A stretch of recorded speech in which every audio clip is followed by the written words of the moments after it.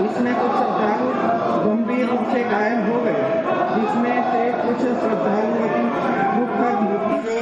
परिवारों को विकास की मुख्य धारा में लाने के लिए सरकार ने गांधी जयंती के अवसर पर 2 अक्टूबर 2024 से जीरो पॉवर्टी अभियान की शुरुआत की है। योजना के अंतर्गत प्रत्येक ग्राम पंचायत से निर्धन परिवारों को चिन्हित करते हुए उनकी बुनियादी आवश्यकताओं की पूर्ति करने के लिए आवश्यक कदम उठाए जा रहे हैं।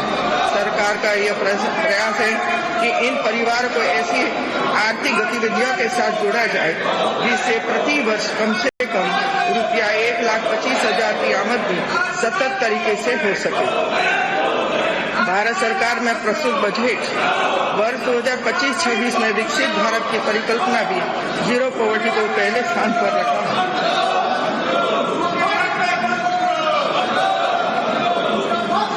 मेरी सरकार के सुनियोजित प्रयासों, प्रभावी कार्यान्वयन व सतत अनुश्रवण से उत्तर प्रदेश देश में विभिन्न योजनाओं में प्रथम स्थान पर है। मेरी सरकार के अथक प्रयासों से उत्तर प्रदेश धार्मिक, आध्यात्मिक एवं सांस्कृतिक आयोजनों तथा पर्यटकों को आकर्षित करने में देश में शीर्ष स्थान पर है। प्रधानमंत्री आवास योजना के अंतर्गत आवास निर्माण में उत्तर प्रदेश देश में प्रथम स्थान पर है। प्रधानमंत्री किसान सम्मान निधि योजना के क्रियान्वयन में उत्तर प्रदेश देश में प्रथम स्थान है। प्रधानमंत्री उज्ज्वला योजना में 1,85,00,000 गैस कनेक्शन देकर उत्तर प्रदेश देश में प्रथम स्थान पर है। पीएम स्वनिधि योजना के अंतर्गत स्ट्रीट वेंडर्स को सर्वाधिक ऋण देकर उत्तर प्रदेश देश में प्रथम स्थान पर है। स्वच्छ भारत मिशन में स्वच्छ शौचालय निर्माण कर उत्तर प्रदेश देश में प्रथम स्थान पर है। महिलाओं के विरुद्ध अपराधों में सजा दिलाने में उत्तर प्रदेश देश में प्रथम। ईज ऑफ डूइंग बिजनेस में उत्तर प्रदेश अचीवर स्टेट बना हुआ है। 9 लाख से अधिक सूक्ष्म, लघु तथा मध्यम उद्योगों की स्थापना कर उत्तर प्रदेश देश में प्रथम स्थान पर रहा है। प्रधानमंत्री जनधन योजना के अंतर्गत उत्तर प्रदेश में 9,57,00,000 खातों के साथ देश में प्रथम स्थान पर है। प्रधानमंत्री सुरक्षा बीमा योजना के अंतर्गत 6,52,00,000 नामांकन से साथ उत्तर प्रदेश देश में प्रथम स्थान पर है। प्रधानमंत्री जीवन ज्योति बीमा योजना के अंतर्गत 2,28,00,000 नामांकन के साथ उत्तर प्रदेश देश में प्रथम स्थान पर है। अटल पेंशन योजना के अंतर्गत 1,12,00,000 नामांकन के साथ उत्तर प्रदेश देश में प्रथम स्थान पर है। अयोध्या में आयोजित उत्सव 2024 में 25,12,000 दीप प्रज्वलित कर पुनः गिनीज बुक ऑफ नाम दर्ज कराया है।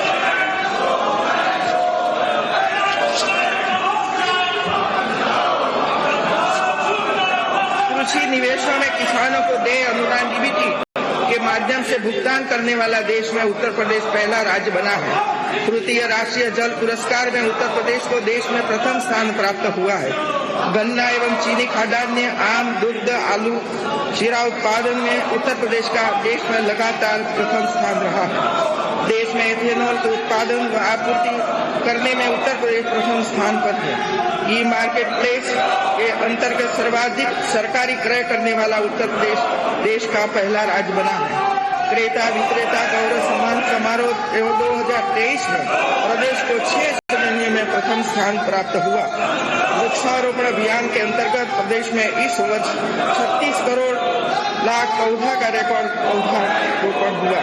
वित्तीय वर्ष 2023-24 में भारत सरकार द्वारा उत्तर प्रदेश को देश के सर्वश्रेष्ठ अंतरस्थलीय मत्स्यकीय राज्य का पुरस्कार प्रदान किया गया। राष्ट्रीय शिक्षा नीति 2020 के क्रियान्वयन की कार्य योजना विकसित करने में देश में प्रथम स्थान पर है। कौशल विकास नीति को लागू करने वाला उत्तर प्रदेश प्रथम राज्य। एनपीएस ट्रेडर्स के अंतर्गत कामगारों का पंजीयन कराने में उत्तर प्रदेश के प्रथम स्थान पर।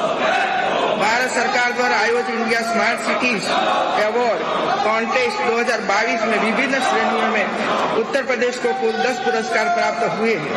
इसके अतिरिक्त भारत सरकार द्वारा 9 स्मार्ट सिटी एक्सपो में कानपुर को पालिका स्पोर्ट्स स्टेडियम के आधुनिकीकरण व विकास कार्य हेतु best heritage and historic architecture and landmark presentation award प्राप्त हुआ है। माननीय सदस्यगण, वर्ष 2025 हम सभी के लिए एक नई प्रेरणा लेकर आया है। इस वर्ष भारतीय संविधान ने 75 वर्ष की अपनी गौरवशाली यात्रा पूरी की है। इस अवसर पर मैं सभी के संविधान की रचना कर यह सुनिश्चित किया है कि हमारी विकास यात्रा न्याय, समता और बंधुता पर आधारित है। भारतीय गणतंत्र का ये अमृत वर्ष हमारे लिए संविधान के मूल्यों को संरक्षित करने के साथ ही आजादी के अमृत काल में एक सशक्त और समृद्ध उत्तर प्रदेश बनाने की दिशा में हमारे प्रयासों को और मजबूत करने वाला होगा। गणतंत्र के अमृत वर्ष में सरकार द्वारा अनेक कार्यक्रम आयोजित किए जा रहे हैं। विगत 9 अगस्त 2024 से स्वाधीनता संग्राम के प्रेरक अध्याय काकोरी ट्रेन एक्शन का शताब्दी वर्ष भी मनाया जा रहा है। 2025 का ये वर्ष जनजातीय गौरव वर्ष के रूप में भी मनाया जा रहा है। मैंने आपके समक्ष सरकार की प्रमुख विकासोन्मुखी नीतियों एवं जन कल्याणकारी योजनाओं की संक्षिप्त रूपरेखा प्रस्तुत की है। वित्तीय वर्ष 2025-26 का आम व्यय शीघ्र ही सदन में प्रस्तुत किया जाएगा। विगत सत्र के पश्चात मैंने 2 अध्यादेश पारित किए हैं, जिनके प्रतिस्थानी विधेयक व कतिपय अन्य महत्वपूर्ण विधेयक आपके विचार अर्थ प्रस्तुत किए जाएंगे। मुझे आशा है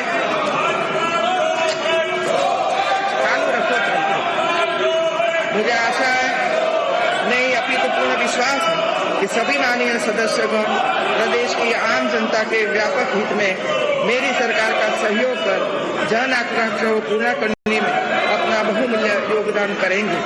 वह इस सदन की उच्च गरिमा व पवित्रता बनाए रखेंगे।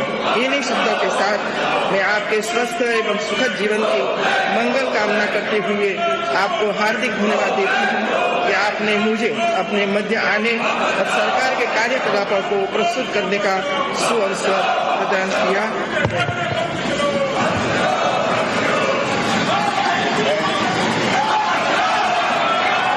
मैं महामहिम श्री राज्यपाल जी के प्रति बहुत आभार व्यक्त करता हूं कि उन्होंने कृपापूर्वक अपना मार्गदर्शन इस सदन के संवेद सदन में आपने अपना मार्गदर्शन दिया। इसके लिए पूरा सदन आपको हृदय से आभार व्यक्त करता है।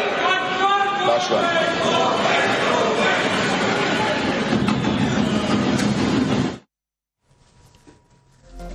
तो यूपी विधानसभा का बजट सत्र जिस तरह की उम्मीद की जा रही थी वही हुआ। अभी लगातार हंगामा वहां पर होता रहा। राज्यपाल आनंदीबेन पटेल के अभिभाषण के दौरान विपक्ष की ओर से लगातार नारेबाजी की जाती रही। आज से शुरू हो रहा है सत्र, 5 मार्च तक यहां पर चलेगा बजट सत्र, जो बेहद महत्वपूर्ण इस वक्त की ये तस्वीरें हम आपको दिखा रहे हैं।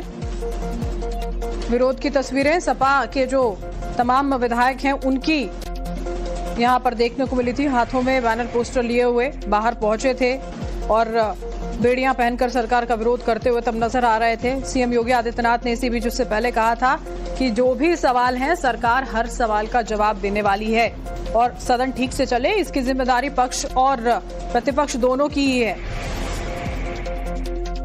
और इस दायित्व को निभाना होगा। बड़ी खबर इस वक्त की आपको दे रहे हैं। अखिलेश यादव लगातार सरकार पर हमलावर रहे हैं और कुंभ को लेकर लगातार सवाल उठाते रहे हैं और उसी को लेकर अभी पूरा का पूरा विरोध जो है वो भी यहां पर विपक्ष की ओर से देखने को मिल रहा है। शिवपाल यादव ने तो इस्तीफा तक यहां पर मांग लिया था। उन्होंने कहा कि जो मौजूदा स्थिति बनी हुई है उसे देखते हुए तो इस्तीफा दे देना चाहिए। इसी बीच में अगर बजट की बात करते हैं तो उसको लेकर भी देखिए यहाँ पर बयान जो हैं वो यहाँ पर सामने आ रहे थे। बजट सत्र की जब आज शुरुआत हुई है तो सरकार में मंत्री उन्होंने कहा था कि सबसे बड़ा ये बजट रहने वाला है। बड़ी खबर